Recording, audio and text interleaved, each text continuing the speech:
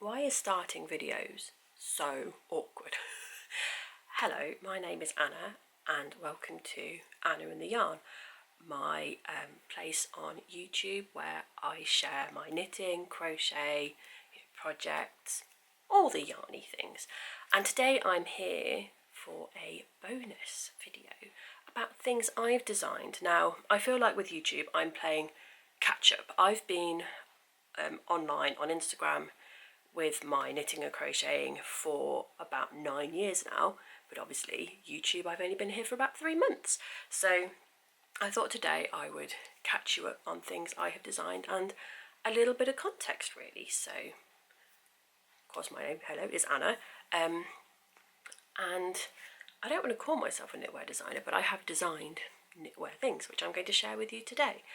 I've been knitting since I was about 9 years old, and then took to crochet quite heavily from about 2016, which is when I created my Instagram account. But then in the last few years my yarn craft has very much flipped back to knitting, and I have designed some things, so I thought I would share them with you and also give you a sneaky little discount code. Do I share it with you now or at the end? You know, it's going to be in the comments anyway, but I'll share it at the end. So the first thing that I'm going to show you, I've got my laptop here for notes and notes here as well, is the first thing I designed. So I'm going to go in chronological order, and the first thing I designed was a hat. Should I get it?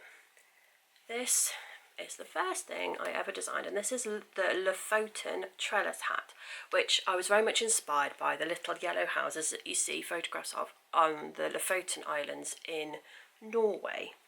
And so that's where this kind of design came from. If I can find the picture and it's not copyrighted or anything, I will put it here to show you my inspiration. But this was the first thing I ever designed. It's a very simple stranded colourwork hat where you don't have to catch any floats. It's in a 4-stitch pattern repeat. Should I put it on? I have quite a big head, so there. That's said hat. There you go. And in the pattern, so it's knit from the bottom up, and in the pattern there is the option to have either 2x2 rib, just non-folded, or you can have 2x2 rib folded, or 1x1 rib not folded or folded, like that. It's quite a floppy yarn. In hindsight, I probably wouldn't have designed in this yarn, but at the time I used what was available to me, which is Hobbycraft's WY Aran, I need to look this up, soft and smooth. You get about 400 grams to a ball, so I had a lot of it available to me, and that's what I designed at the time. Let's put that one as well. There we go. I like the fold. Sorry, I probably should make this a bit higher. I'll see if I can do that. There we go. That's that hat. And also, I quite like this hat with a pom-pom. Now, this is a very useful pom-pom. These pom-poms come with a thread of yarn and a button, but I'm not going to use the button because I put the wrong needle on here, and just simply pop it through, and you don't need to sew it on. You can attach it to the button. I'm just going to put a bow in it for now because I'm going to use that again, I think, at some point, and whack it on my head. And then we have a pom-pom. Now this is quite a big hat. I made it so that it could, I've not got you at the right height at all, have I?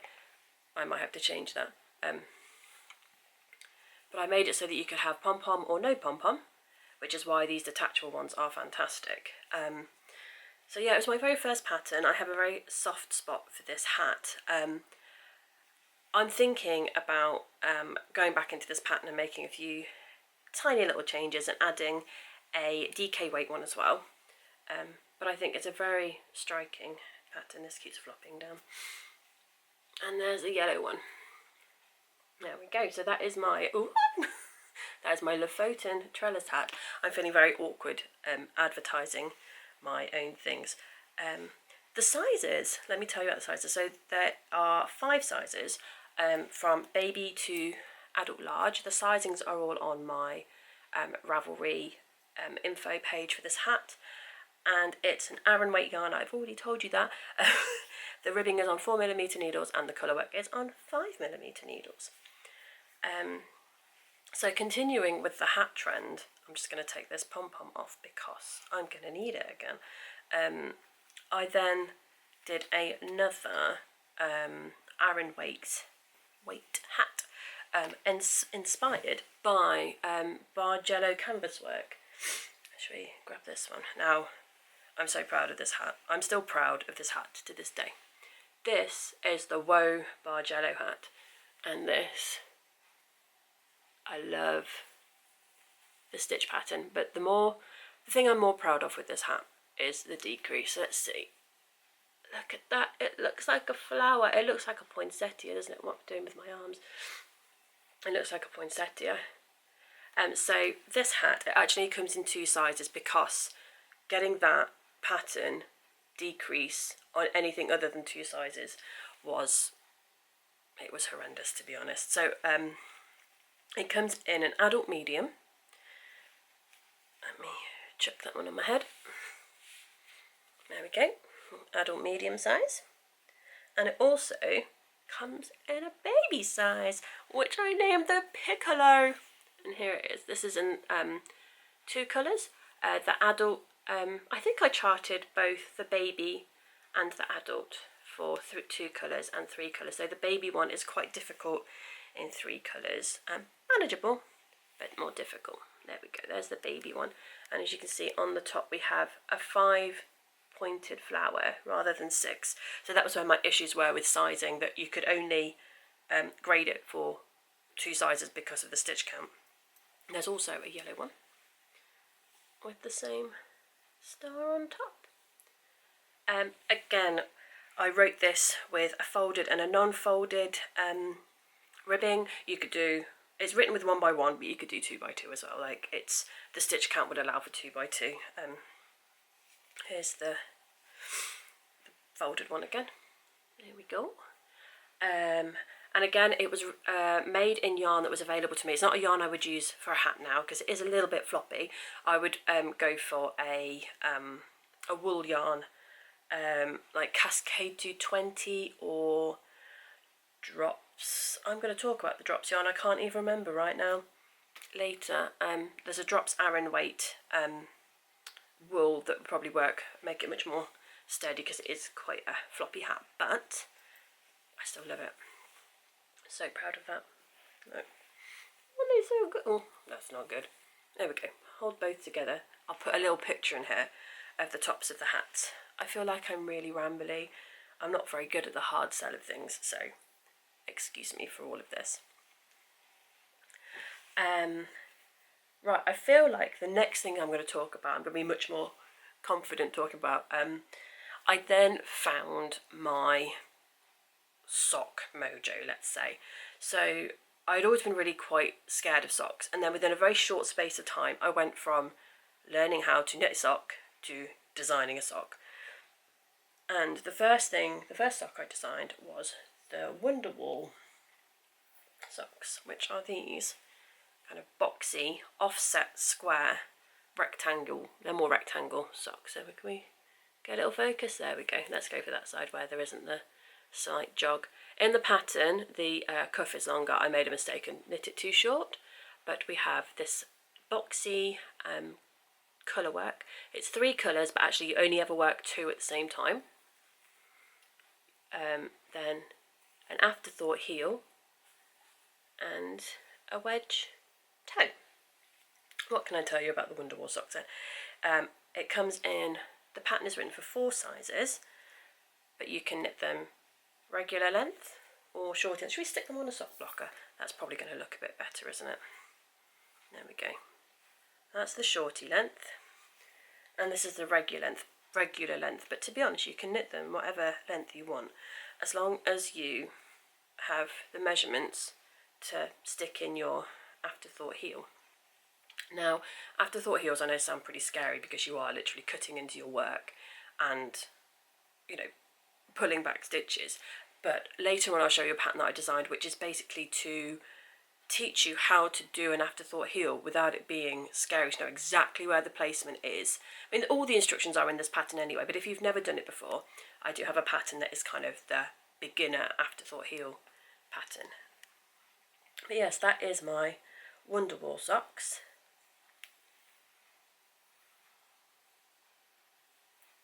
And then, now you're going to like this one.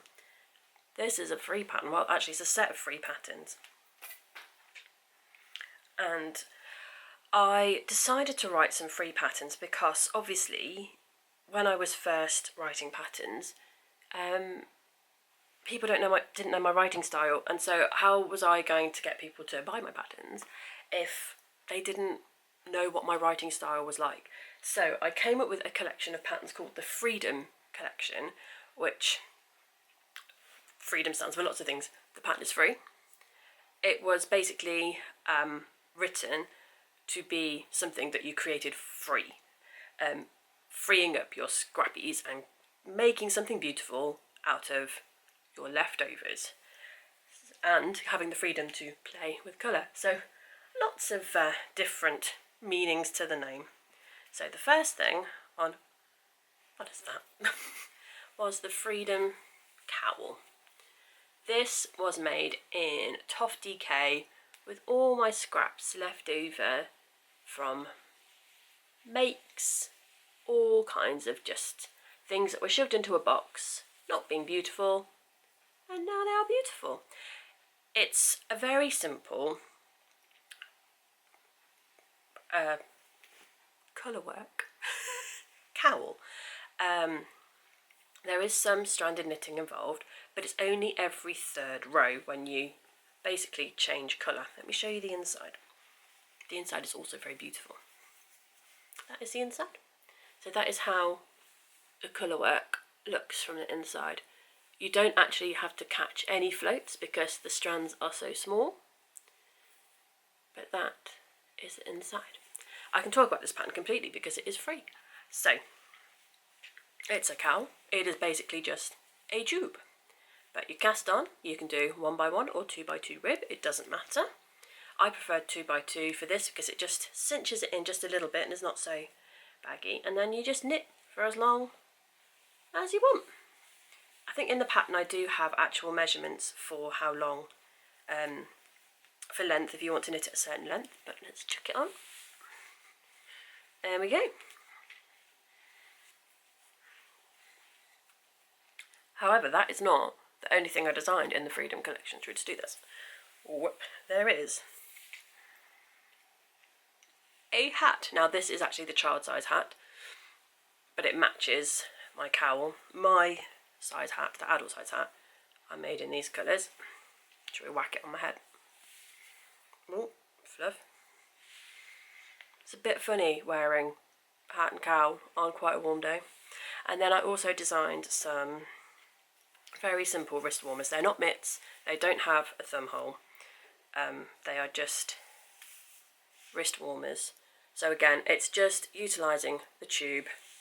Sorry, they've got a bit of a crease, they've been in storage for a while. Utilising the tube to make wrist warmers.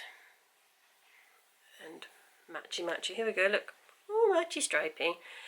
Yeah, so this is a completely free pattern. They're individual patterns, but yeah, go download them, they're free, and I love them, I'm so proud of it. And yeah, you can be totally oh, look at that, totally matchy like this, or you can go completely scrappy. You can have odd ones. Let's put them back on a bit better. You can have odd ones. I've made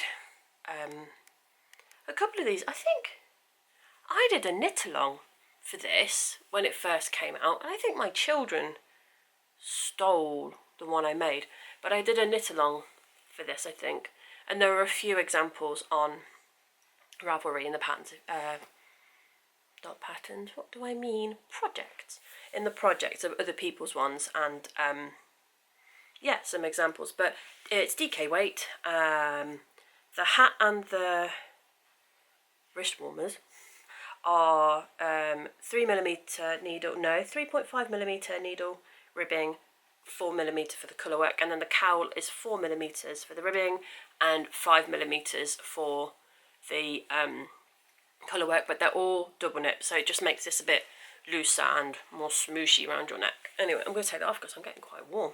It's quite warm for April at the moment. So yes, that is the Freedom collection. Do you know what? I've not even told you what name I design under, which is really stupid. I design under the name House of Buddleia, purely because we have so much buddleia in our garden. That is the only reason. That's where the inspiration came from. So, yeah, that is the Freedom collection. All these patterns, by the way, are available on Ravelry. I don't have a website as of yet. I might explore those routes at some point. So, after the Freedom collection came another sock design. And these ones I think have the cutest name. The name came before the socks, which is going to sound really daft, but you'll understand why in a minute. These are my Picot-boo Shortie socks, but Picot because it's got a Picot edge. Can we do that? There we go. It's got a cute little Picot detail on the cuff, and inside is also knitted in that colour. So there are two options with this pattern. You can do the Picot edge in your contrast colour, or you can do the Picot edge in your main colour. Let's switch them around. Ooh. And just have the boo on the inside. This sock pattern is different from, why can I not talk? From the Wunderwall socks. Obviously it's not colour work, but it's a heel flap and gusset. It's the first time I ventured into designing with a heel flap and gusset, and this actually, I prefer this heel for the shape of my foot. I'll get into it later, but with afterthought heels, you can sometimes get a little bit of tightness here, but I'll explain how you overcome that in my one of my patterns later. So that is the Picot-boo Shortie sock. These are made in Filcolana Arwetta, which I didn't say, and the Wunderwall socks were also made in Filcolana Arwetta, which I think is a really nice sturdy sock yarn. There we go. Let's put them further forward. There we go. Have I got anything else to say about that? Oh, there are 6 sizes available in this pattern, including baby socks. When I put these through the test knitting process, one of my testers went, "They are the cutest. Well, like, will you make a baby size?" And I was like, yes. So I haven't made the baby size myself, but if you go and have a look on my Ravelry, there is a baby size in the project photographs, and they are so cute. But yes, that is the Picot-boo Shortie sock. There's stuff everywhere already, and it's going to get even worse. Carrying on with the sock theme, I went through a big sock thing. The next pair of socks I designed actually came to me in a dream. I woke up and I wrote the pattern before even putting needle to stitch, needle to yarn, and these are the Ethereal Socks. So at the time there were a lot of ruffles going around. It was ruffle central in the designing world, and I was inspired to put ruffles on my socks. There we go. Get that way around as well. I love this ruffle so much. It's so tactile. So it's a colourwork sock. There is 1x1 colourwork, an afterthought heel, which this line here helps with the afterthought heel marking, more colourwork, and then that colourwork also continues down here, and then you've got your wedge toe again. The yarn I used was by BirdStreet, who I've said before, one of my favourite dyers. I just love how well their dye stays on the yarn. It doesn't wash out. It's fantastic. But this was definitely the start of my kind of frilly era. Should we get the other one up as well? Here we go. These socks are designed to be a shorty sock. As with the Picot-boo socks, they are a shorty sock.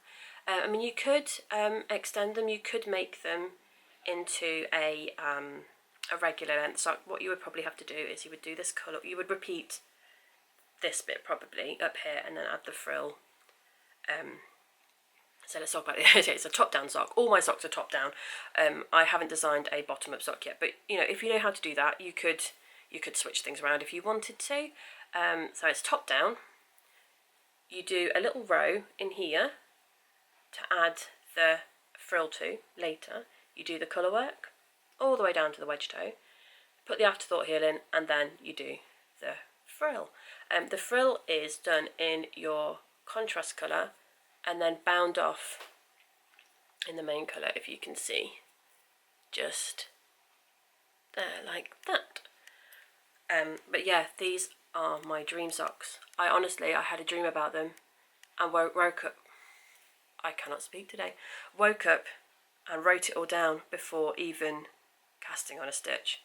And it went through test quite quickly, this one, because I was just so keen to get it out into the world and absolutely adore these. I love the yarn as well, it's so squishy. So yeah, they are my Ethereal Socks. The next thing, let's have a look. What came next? More socks with more frills. These are my Dandelion Mind Shortie socks. Let's put these on the blockers as well. I'm going to put one of each one on because each pair is slightly different. So in this pattern, I wrote these Shortie socks as one with a afterthought heel, and this one with a heel flap and gusset. So you get both in the one pattern, and then it has this mohair frill around the top. They're kind of reminiscent of like the socks you would wear at primary school if you like ever like wore like frilly socks for primary school. That's what they made me think of anyway, but obviously you wouldn't wear this colour at primary school. But anyway, the yarn I used, both contrast colours, are yarns by Selene, who again is a favourite yarn dyer of mine. I absolutely love the way she uses speckles. Then this one is Filcolana Arwetta, and this one is Malabrigo Rio in my favourite colour by them. It's called Lettuce. I love that colourway so much. I've used it quite a lot in other things. Again, it's a top-down construction. You add the frill on at the end, and yeah, not much more to say about them really. But yes, you get both different heel options in the pattern. I'm trying to remember how many sizes I have down for this one. I can't remember. I don't know, all the details are on Ravelry, but I make the kind of adult medium size. So I'm a UK size 5.5, 6, and that is what all my samples are made to. What I'll do at some point as well throughout the video, I'll stick pictures in or videos in of me wearing the socks and just having a little dance in them or something, just so you can see how they fit. But yes, they are my Dandelion Mind socks. Hold both pairs up. There we go. The reason I came up with that name actually is because this frill just reminded me, it's better that way, of a dandelion clock with all the fuzz coming off it. Should we just check them on the floor as well? The pile on the floor is getting bigger and bigger. Then, oh no, before my like favourite pattern, it is my favourite pattern of mine. The next thing I came up with was another hat, but it was a hat and cowl collection called the Happy Little Orchard Collection. And this, I'll insert some pictures in here of my husband and my son wearing them, because it was the walk we went on when we were wearing them was absolutely stunning.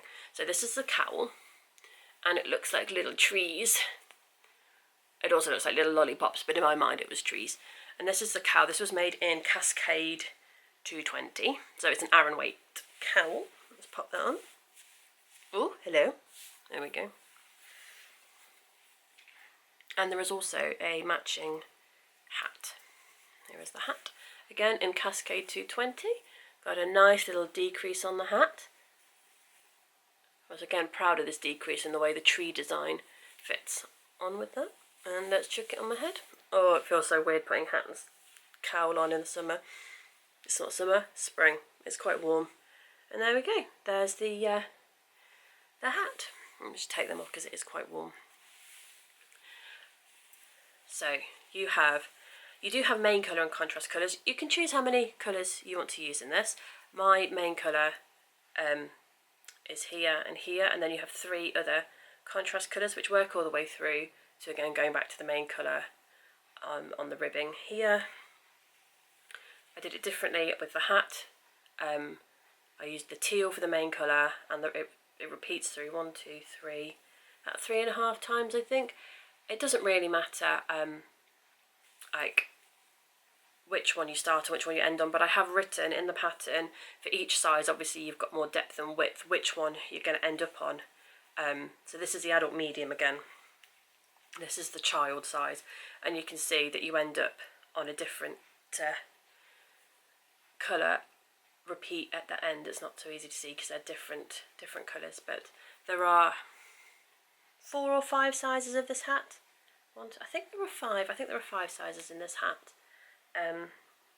So I made it in these very autumnal colours, which is Cascade 220, and then I also made it in Drops Nepal, which was the colour, the yarn I was trying to talk about earlier, in these much more kind of early spring colours, I would call them, in this kind of pink and tones of beige, and I also have the matching cowl here as well. So this is only 3 colours as opposed to the 4 on the other.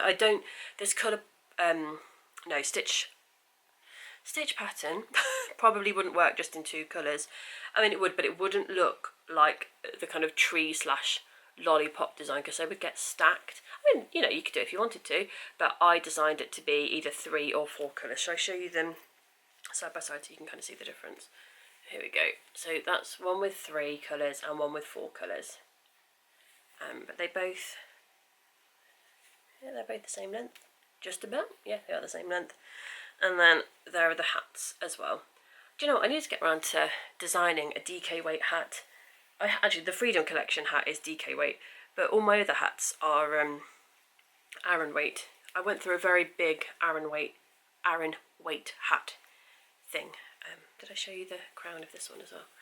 I love crowns of hats. I love looking at them. I don't know, if a hat has got a good crown, I think it sells the pattern to me. So, you know, to put a decent crown in a hat, I think makes it. So there is that one. It's kind of snowflakey, isn't it, really? But yes, that is the, I've forgotten, Happy Little Orchard hat. And actually, and cowl. And when I was developing this pattern, I actually also wanted the collection to have socks in it as well, but the socks never came to fruition because I really struggled with tension. I've got the sock here actually, and I do plan to come back to this sock pattern at some point, but this is eventually going to be the Happy Little Orchard sock. I probably will change things up a bit because there's probably too many colours in here to make it kind of an affordable sock pattern to knit, because you've got 4 colours in here. I mean, a great scrappy pattern, but I would probably change it to 3 so that the heel, toe and cuff match one of the trees in here. But I opted to not have colour work in here to keep that stretchy, but this bit, I need to go up in needle size and play with the tension a bit better. I mean, it's fine, but for my foot I can't get it on very well, and you can see it kind of pulls across here because it's just not quite right. But one day this sock will come to fruition and be part of this collection. So that is one on the list for the future, I think. I've got too many ideas in my head and I'm getting a bit overwhelmed by what I should design next, to be honest. Right, this is my favourite pattern that I've designed, and I got a little bit obsessed with it. This is the Jagged Little Socks, a homage to Alanis Morissette. So shall we grab her out? They're just, I call this my signature sock. I did get a little bit obsessed with it. So, afterthought heel, because that was the easiest way to get a heel into this pattern. So again, top down, because all my socks are top down in this stranded colourwork jaggedy pattern. You only ever knit with 2 colours at once, even with the other ones I'll show you a bit later. This is the regular length, and here they are. I also designed it for Shortie length as well. Should I hold them both up? There we go. So you see, you start here, knit. You would put in a marker for where your afterthought heel would go, and knit to the toe, and then your afterthought heel goes in. Now, the placement of the jags is quite important with this, because you can just see exactly where your afterthought heel is going to go.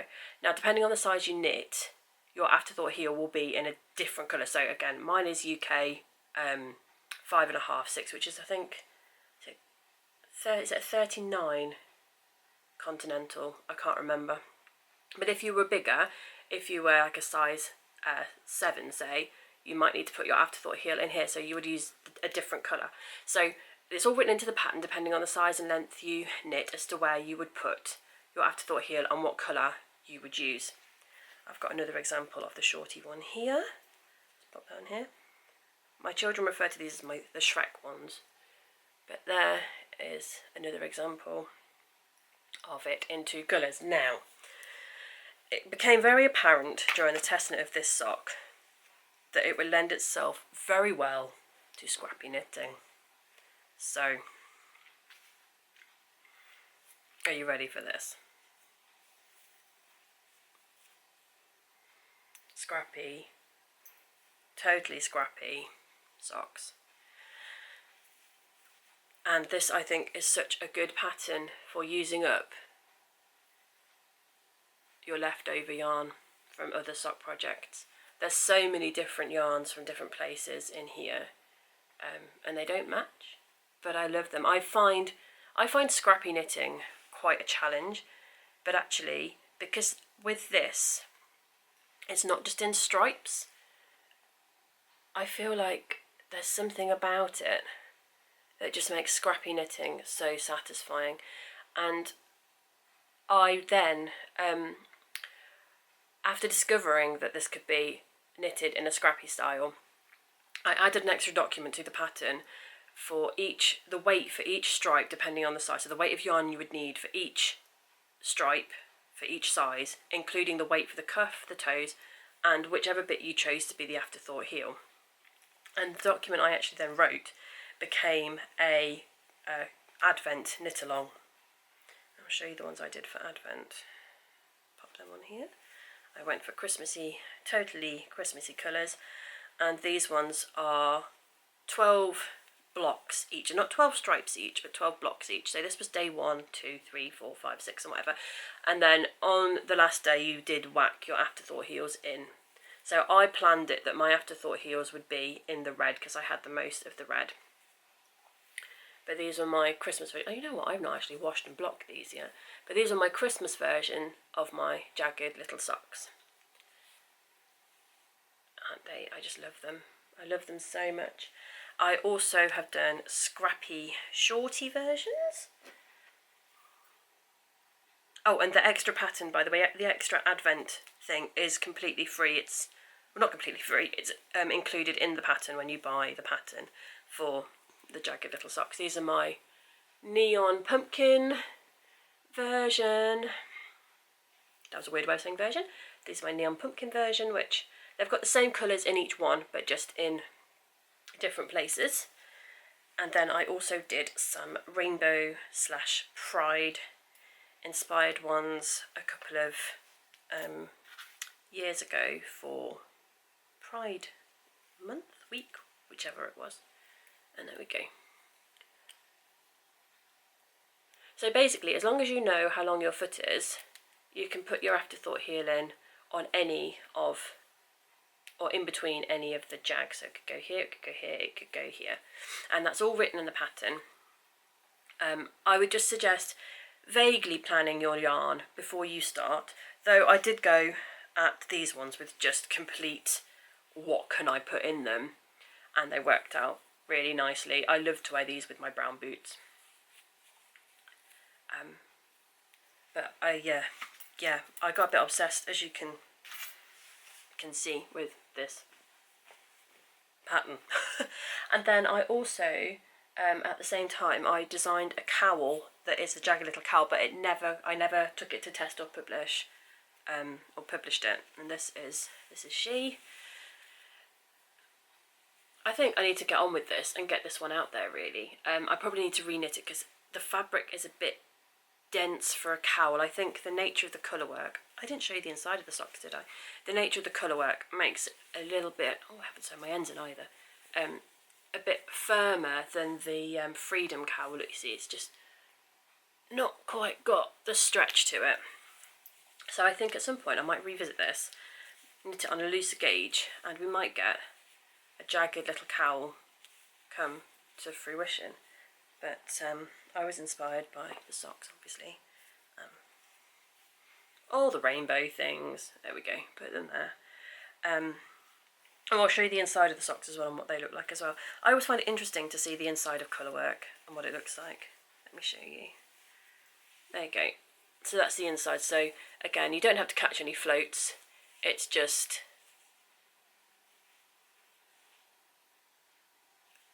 looks like that from the back. There we go. I feel like I'm rambling. I hope this isn't too rambly. But I wanted to share with you the things I have designed because people have been asking, and so I just thought I would, just going to put it all on the floor, I would show you. Then after kind of the Jagged Little Socks, I took a little bit of a break because they took, for a pair of socks, they took a lot of brain space because of the amount of effort and time I put into making sure I had the weights for the scrappy version, that kind of thing. It was probably, I wouldn't say the most complicated, but the most involved thing I've designed because it took a long time to get it exactly how I wanted it to be. But then I had people messaging me saying, well, I've never done an afterthought heel before, like I don't want to like ruin my work, like how can I learn to do that? And I thought, well, what is the best way for me to make an afterthought heel more accessible to people? And so I came up with the Bedrock sock, which basically, Bedrock for me, I mean, is like your basics, but it's also the layers in the earth. I was a geologist. I did geology at university, and so I came up with the Bedrock socks, which the layers are the bedrocks, but also Bedrock is kind of, you know, the basics. And so this is she. It is made in Biff Sugar Yarns, which I'm currently doing a vanilla sock in as well. This is a Biff Sugar Yarn, and this is, let's hold it that way around. And then this is Hedgehog Fibres. And so this is probably, if you've never knit a sock with an afterthought heel before, this, I would say this is your place to start, because the stripes help you position your afterthought heel. So the stripes are knit. There are 3 and a 5, and the reason I chose odd numbers is because it makes it so much easier to get this heel in on odd numbers. So this bit is part of the actual foot, but then this stripe here is the start of your heel. And so with an afterthought heel, you basically make it across half of your stitches. You cut one of your stitches, really scary, I know, pull the yarn back, and then you've picked up these stitches around here, and then you basically knit it like a wedge toe. But in here you can add extra rounds before you decrease to add width to your sock here, so it's not tight on your foot. Now I really struggle with this depth here. I'm quite tall in the, I think it's called the talus of my foot. I'm quite tall here, so I will always add a few extra rounds in here to give myself some space in my sock, and that is written into this pattern to try and get you the best fit afterthought heel sock that you can. So the stripes, as I say, are what you use as your guide for where you put it. So it's not a case of you have to measure the length and find it. It's going to be within one of the stripes, and you can count up the stripes to see exactly where you want it to be. So mine I knit 1, 2, 3, 4, 5, 6, 7, 8, 9, 10, 11, I think 12 stripes. And so then I counted 1, 2, 3, 4, and on the 4th stripe, that's where I did my afterthought heel, because that's what correlated with my measurements for my foot. All of this information is available in the pattern, and I'm truly proud of this sock because I think it gives so much information to be able to do what I found something really scary when I first sock knitting. Thinking of cutting into your knitting, it's terrifying. Like, I've not tried steeking. No.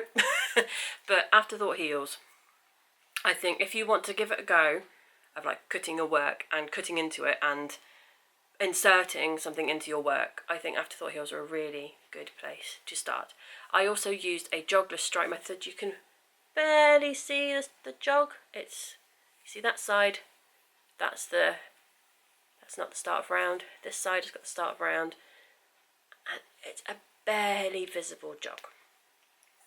Also, I made it a left and a right, so your jogs, that's the outside of your foot. We do it like that. And then the jogs are on the inside of your foot. You don't have to do this, but I wanted to put a left and a right in so that your jogs sit on the inside of your feet. This stock actually, it started, the design of it started years before I actually started designing socks. It was one of the first socks I ever knitted, and it's different. But you can see where my idea came from. Like the jog is bad in this sock. Look at that. But you can see where the idea came from. There's your afterthought heel. But it's just not got the stripe there. And these stripes are a bit thinner. These are a bit thicker. But that's where the initial idea came from to then create the Bedrock socks. Right, and then again, I had quite a big gap in designing then because I just did a lot of test knitting. I needed to learn things before I could carry on basically with where I wanted to go. And actually in the last year or so, I've only actually had one pattern come out. And if it hadn't been for Wool Warehouse contacting me and saying, do you want to try our new yarn, I probably wouldn't have even done it. I had this charted up as a sock for a long time. And then Wool Warehouse contacted me and said, we're bringing out a merino superwash DK yarn. Would you like to try some? And I was like, yes. And they're like, we're also looking for people to design with it. I was like, you know what, let's give this a go. Let's see what I can do with this yarn. And out of this yarn came the Miser hot water bottle cover. Now this is, in fact, let me show you the original. This is the original. I haven't got any hot water bottles. I gave them all away with Christmas presents. This is the Miser, hot water bottle cover. Miser is the Swedish word for to cozy up, which I thought for a hot water bottle was just so cute. Hot water bottle cover, should I say. Now this is probably the most technical colour work thing I've designed, because at times you are using 3 colours at the same time. There we go, shall I show you there? Quite a lot of the time, so you're using 3 colours at the same time in this bit, and this bit. Quite a lot of the time you're using 3 colours. And I wanted to make it accessible to people who don't like that. I mean, it's hard going. So I also have it designed in 2 colour as well. So let's talk a little bit about the Miser hot water bottle cover then. So you cast on at the bottom here with Judy's Magic Cast On. You don't have to, you can just cast on and then you can seam it at the end. But Judy's Magic Cast On gives you this lovely seamless bottom, like that. Then you do the colour work, and you do some increases, sorry. You do your colour work, you do some decreases, and then you have your collar. Now I did all my collars in 2x2 rib and then did an Italian bind off at the end. You can change it to 1x1 if you want, or you don't have to do the Italian bind off. You can do whatever bind off you want, but I just decided to do that one on all of them, and all my collars are 2x2 because it cinches it in. But if you want to do 1x1, you can change it to 1x1. That's up to you. Now you're probably looking at this and going, how on earth do I fit a hot water bottle inside there? That is super stretchy, and you can fold your hot water bottle in half or into thirds and get it in. I would show you how to put it in, but I don't have one available at the moment. But yes, that is the Miser hot water bottle cover, and this, as well as being available on Ravelry, is also hosted on Wool Warehouse's website. If you search Miser hot water bottle cover, it will come up, as well as some yarn packs to buy the yarn to make the exact colours that I did. At Christmas I also made some in Drops Lima. I'll insert a picture in here in white, pink and purple, and they were teacher gifts for my youngest's teachers. So yes, that is the Miser, and at some point the Miser sock will happen as well. I'm not sure whether the Miser socks will be 3 colours or just 2. I haven't quite decided yet. It's not even made it onto my needles yet. It's planned at some point. Don't know when exactly, but they will be happening, and that will also be hosted on Wool Warehouse's website, because I'm going to use their Yarn Smith's merino sock yarn to design that. The final one. Gosh, I've been talking about my own stuff for like 46 minutes. Didn't think that would happen. I was like, it'll be 20 minutes. No, 46. The final thing, she's been sat here the whole time, is the one thing that I've designed in crochet. And my goodness, it was a journey. This is Nicola the Sturgeon. Should we focus? There we go. This is my one and probably only foray into designing with crochet. So, the story of Nicola. She was 3 years in the making. My youngest is obsessed with sturgeons. Our local garden centre has quite a big tank with them in, and every time we go there we have to go and see the sturgeons, and have done for years. So, gosh, I reckon it must have been for his 8th birthday maybe, or maybe it was Christmas. I think it was Christmas. He asked me for a sturgeon. Now, we've got nowhere to keep a sturgeon, so I designed him a sturgeon. And then when people were saying to me, oh, you must write up this pattern, you must write up this pattern, but having never written a crochet pattern before, I didn't know how to tackle it, and I left it for a really long time. And then I got a message on Instagram saying, did you ever write it? Like, I want to make my husband a sturgeon. I was like, I didn't, but if you want to test the pattern for me, I'll write it, you can test it, and we'll get her out there. And so last December, Nicola swam, oh that's so cheesy, swam into the world, and here she is. I'm so proud of her. She's slightly different to the original one that I made for my son. Like this was an addition, this stripe down the middle, because I had like little patches on the bottom, and it just didn't quite look like as streamlined as I wanted the sturgeon to look. So this is she.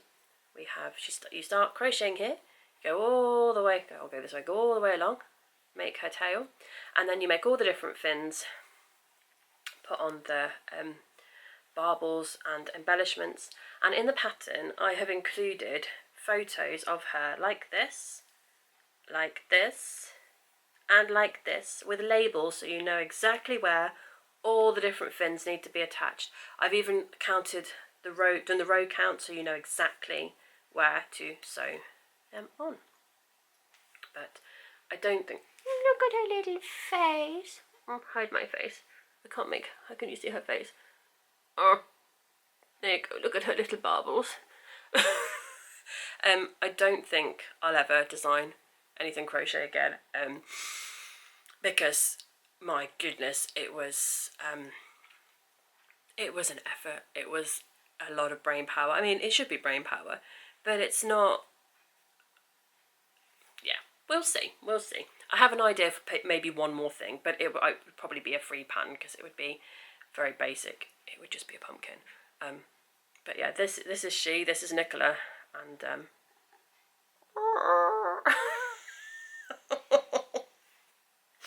oh my goodness me, I felt so awkward talking about things I've designed. Anyway, so that is kind of my design journey, back catalogue if you like. It's 15 patterns in all, which is crazy to think that I've got 15 patterns out there on Ravelry, and then the mice are obviously on Wool Warehouse's website as well. So if you would like to purchase any of my patterns, I have a discount code for you for being here on YouTube, and it is AATY_YouTube20. So that is Anna and the Yarn with 20% discount for you guys over the Easter break. I will probably set this video live maybe the Wednesday or Thursday before Easter weekend, and then I'll probably leave the discount code up until the end of April. So that'll give you a good couple of weeks to be able to browse my patterns and use the discount code.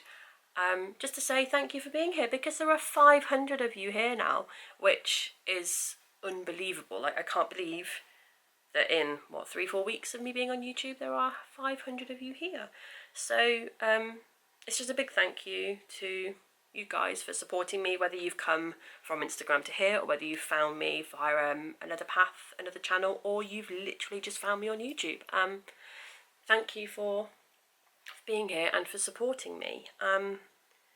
Yeah, I think I've rambled on enough about my own things. What are you going to see in the future designing wise from me? Well, I've already spoken about the mice socks. Apparently they're going to happen. But the next thing I'm going to work on is a scarf. I'm not going to show it to you yet, but I'll talk a little bit about it. It's made in a blown yarn. It's colour work. And I will be looking for testers at some point. It has a name, but only 2 people know the name. And I'm really excited about it. I'm making my sample in Drops Air, but Wool Warehouse are also going to give me some pattern support with their blown yarn, which I think, what's that called? Something haze, I think. They're going to also support that, so it should be available on their website as well once I've designed it and done everything. I don't know when it's going to be available, to be honest. But yeah, that's what's coming. I think I have lots of ideas and it's getting them to fruition, and it's that kind of pressure of when I've shown it to somebody doing it. My battery is flashing at me, so I should probably wind this up. So thank you for being here. Thank you for listening to me ramble on about things I have designed. If you would like to support me, if you could like, subscribe, leave a little comment.